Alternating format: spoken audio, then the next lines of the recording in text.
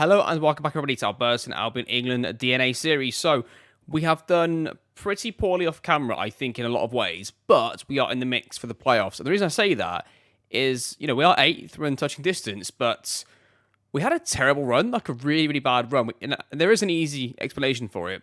Basically, at the start of the season, we had everybody fully fit, no injuries, no problems, right? And then I started to get injuries to 2, 3, 4 first-team players, and we couldn't win a game. We just simply could not win a single game. And then we got really back fit, and we've started to win again. So that's basically what's happened. Again, we struggled to score goals. We're generally pretty good defensively, although we haven't shown it in some certain matches, which is why that's why our overall goals conceded is so high. Not really because we're generally poor defensively, but in isolated matches, we can be really bad. And yeah, that's pretty much what's happened so far in terms of that. Let's do a quick attribute review of some of the players in the last few months. I had Harrison still trending up, playing pretty well. He had a couple of bad games, made some definite mistakes that cost us directly a goal, but generally still playing pretty well. I'm quite glad we got him, really, looking at how good he's developed into being. He's going to be a top goalkeeper, isn't he? So that's always good. Luke Norval, the backup goalkeeper, or third choice goalkeeper for now, playing for the under-21s. He's in the first team squad, training with us, but he does play for the under-21s, and he's the first choice keeper in that team. Progressing, needs to get slightly better in his physical. Strength only 4, acceleration 7, pace 10. So we'll see how it develops. Positioning of 6, which isn't good. Mitchell King still looking pretty good. I'll show you him. I'll show you a couple of the lads that aren't really developing, but you can just see them anyway. Dave Webster there, not really moving too much. We'll have a look at Kyle Andrew. Definitely has been progressing, playing very, very well for us at the middle of the back three. There he is, looking like he'll be a very strong centre-back in the next few years and trending up in quite a lot of areas, which is always nice to see. Giannis started off a little slow in his development. He's slowly getting better again. He could be another Brendan Hughes. They're very similar type players, actually. Like, not as much technicals, bit of mentals, very good physically. And, not just very good physically, but developing physically, which is good. I've tried to get him some more game time, but it's been hard to do that when you're like in a potential title race, right? So, promotion race, playoff race, not title race. There's Sam Heller. I think I've shown you him for a little while, so he's just stagnating. That's what he is for us now. He's that same type of player, not really changing much, is he? The much wanted Brendan Hughes. Now, he's been very unhappy the entire season, so he's not really training very well. Not happy, so he's not going to develop the amount that we want him to, but his technicals are going up, which you can see. He's starting to look like he's going to be improving, which is good, and hopefully he continues that despite the fact he's very unhappy, but he's a very, very good player, and hopefully he doesn't want to leave for the whole 6 years he's left with us. You've got 6 years left, Brendan. You need to get yourself nailed down, son. Get yourself a house, get yourself, a partner. Let's settle down. Nobody's activating that £28 million release clause. Don't you worry about that. So let's just get on with life, Brendan. Come on, Brendan. Stop making us all nervous here at the club. Justin Parker-Trott, I have to keep giving new contracts to. I think every time I give a new contract, I'm able to, and he's got an offer outstanding right now. I always bump up the release clause by like another $1 million each time. So we're getting, I think it goes up to 12.25 next time, and he goes up to like 17 grand a week. So slowly trying to get him into a better contract, and that's his current last 6 months for you there. There's Stephen Hudson, not too much change. Actually, quite a bit of change mentally, actually, and physically. Maybe Stephen Hudson's a good player. We've got a lot of players. So a lot of these lads, right? Giannis and Stephen in particular. If I started them every game, by the end of the season, they'd be quite good players, but we would definitely not be going up this year. We could lose Justin Parker-Trott next season. We could lose Brendan Hughes in 2 years' time. It could happen. And I feel like that now's the time to try and get us out the championship. It's almost worth trying to get promoted this year, because if we do, I don't think we're going to lose those players, and then it gives us a better base to build from over the next 5. So Tom Kiernan finally starting to improve on some of his weaknesses. He's got acceleration up by another 1, pace starting to go up. This is looking good for us. Agility is going up.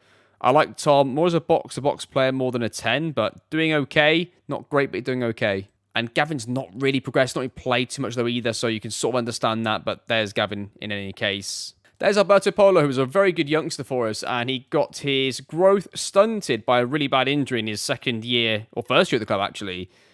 Like, he's a bit like Tom Kiernan, isn't he? I think he needs some game time, does Polo. He's been promoted to the 21s in any case. We're doing pretty well this year, the 21s. Well, they both are, both teams. 21s are currently 5th in their sort of promotion spot there, which is good. Under 18s are currently 5th as well in their league, and only just below some of the top sides. They're above Liverpool and above Man United, so that's always good to see.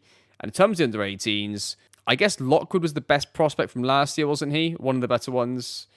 There's Lockwood, not really doing too much at the moment, but there we are. And that is it, pretty much bang up to date with how everybody's getting on. I like Nicky Winnell, to be honest, as a prospect, but still only on a youth contract. Isn't old enough to sign his new full-time one yet. So there we are. We're going to play 3 games in today's episode. We're going to play Middlesbrough, Watford and Millwall all in a row here. We've got a few players missing for the first game. We've got 2 suspensions and an injury. So your team is going to be Aled Harrison with Sam Hughes, Andrew and King across the back. Taylor and Hughes wing backs with Giannis playing on camera for us here with the box tops fielder being Kieran. In the middle, Tom Keenan. With Victor, King and Powell as the front 3. Let's see how the boys get on. And hopefully we can go on a little run here. Assistant manager says, recent praise is justified, okay. Yeah, what's weird recently is that we actually won an away game, but drew the 2 home games before that, so it's quite hard to make what this team's going to do. It really does go down to who scores the first goal in a lot of games. It doesn't mean if you definitely concede first, you're not going to win, but it makes it difficult, let's put it that way, as we go 1-0 down. So, there you go. Christian Kwame, 1-0 down, 90 seconds in. Oh dear. I think if we do end up like we're going to fall completely away from the playoffs, I probably would at that stage go for all those players like Giannis, make sure that he starts every game, or try and play Webster as many games as possible at centre-back. You know, we'll try and play some of those players that aren't quite ready for the first team, but could be if they were given a sustained, not just a sustained role in the team, but a sustained role in the team where the team can compete and win and they can play well. That's the important thing as well, right? Is they've got to be able to compete in the roles that they're being put in and the positions they're being put in. As Middlesbrough retain the ball against us here, they're going to play in behind to the right-hand side. They travel the ball into the box. It goes. Kwame shoots, and he was offside. Okay, throw it in. 40 minutes on the clock. Here we go, boys. Come on, let's try and get one back. Let's get one back here. Come on. England DNA, here we go. Stay on the ball. Be creative, be expressive, lads. What we got here. Go on, little underlap run. Nice. Goes across though to Brendan Hughes, who's got plenty of time and space. Plays it. Hopefully don't use their shoot. Oh, Brendan, come on. One of those games for us is going to be, I think, show me something else in the second half, we'll say. But yeah, these kind of games happen quite a lot with this team. It's frustrating, but it's better to have some of these games and then win some than to be struggling at the bottom, of course. So, okay, late highlight here. Brendan Hughes to throw in. Throws it to John King. Back to Brendan Hughes. Rips it in his next deflection. Surely it's got to be a goal. It is. Williams scores. It's 1-1. And do I chase the game is the question. And the answer to that is going to be yes, we're going to chase it. We're going to stay all out attacking our 4-2-4 and keep going for it. It's an instant highlight, so I might have lost us the game trying to do this.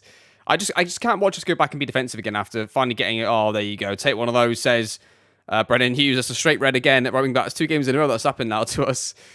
There you go. And now it finishes 1-1. Was so unlucky. I mean, it was quite a dead game in terms of chances, to be honest. Quite a short game that would have been in the video. And we'll go on to the game against Watford then in a few days' time with another draw. It's apparently 9 unbeaten for Burton's, which is good, of course. But I'll look at those draws. Okay, I'll see you in a few more days for the Watford game. Okay, we go then. Game against Watford. Let's get into it. We're going to play Giannis at right back this time because of the suspension. The 2 suspensions to the wing backs are going to happen there. I'm going to give Giannis a go because I think he's going to develop into the same type of player as Brendan Hughes, potentially, if he was to get there.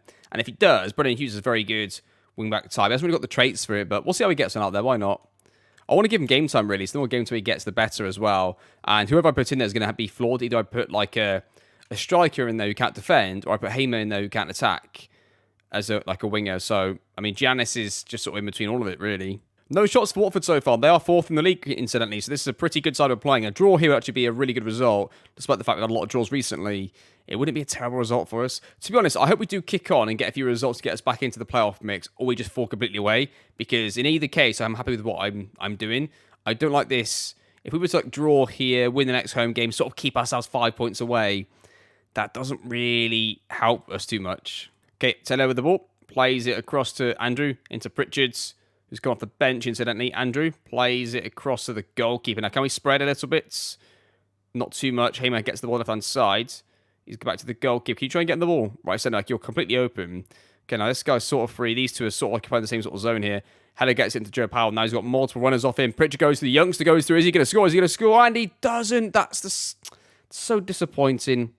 That's so disappointing. I brought Ian Day at left back because Terry Taylor was so tired. It's unbelievable. And that's probably going to cost us. We've got too many weak players on the pitch. Now, weak in terms of, like, I don't think they can really compete away to Watford. So it's probably going to end up costing us a goal. But it was worth the change. Try and get somebody fresh on. And there you are. There's 1-0 to Watford. That's probably going to be it. And they have it finishes 1-0 to Watford. That's slightly disappointing for us. Gutting. Right, another injury to Giannis now as well. Millwall in 4 days. Okay, I'll see you in 4 days for the Millwall game. We need to win this really to round off the episode with something positive. But yeah, as soon as we get a couple of injuries, a couple of players out, we seem to fall away. But like I said, if we're going to fall away, part of me hopes we lose this. We fall way away. Then I can just start playing Stephen Hudson. I can start playing Dave Webster. I could start playing Rothwell. I could start playing those players from the start and just see how they get on. Probably not very well, but we could try anyway. Okay, see you in 4 days then for the Millwall game. Okay, so Brendan Hughes got his ban extended. It was such a bad tackle from his red card. So we're going to play Sean Rothwell as the right wing back, see if he can develop. Probably too late for him to become any good, but we'll give him a go anyway because we haven't really got anyone else, to be honest, to throw in. So he gets a run out, I guess. I could probably play Kiernan in there, but we could do that, I suppose. I could probably play Stephen Hudson.